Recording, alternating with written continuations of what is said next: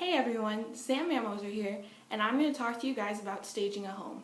So staging a home is the process that home sellers use right before they're ready to put their house on the market. By staging your home, you are preparing it for sale. So when you're staging your home, you're going to take away some of the sentimental and more personal items of your home, because when you're looking to sell, you want your house to look like a blank canvas, so that way the potential buyer can picture what they would do with the house. So it's not really a redecoration or any extreme overhaul to your house.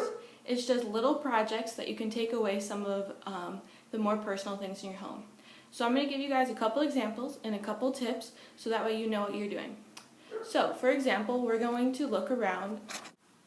So some tips for staging a home indoors. As you can see, we're looking at a table with an old boombox on it. So when you're preparing for this part of the home to be staged indoors, you would remove the boombox, so the person looking at the house could think of potential things to do with it. They may completely get rid of the table, but you can leave the table there as a possible idea.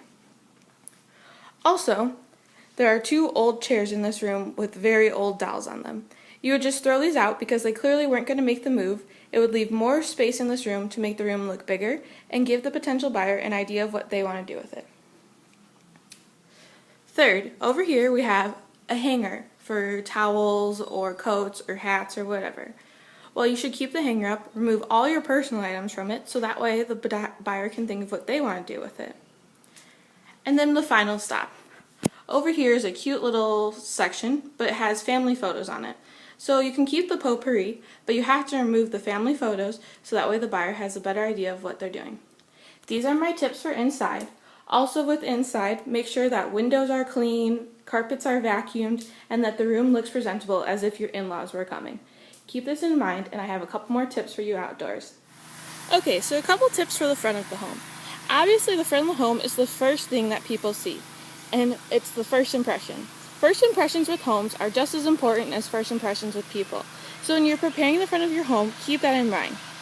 Keep your grass cut, flowers tended, make sure things are mulched and the weeds are picked and everything looks alright. As you can see, this house does a pretty good job of that with all the flowers and the grass cut. But there's a couple things sitting out. So maybe you remove the bags of mulch that are sitting here and hide them away.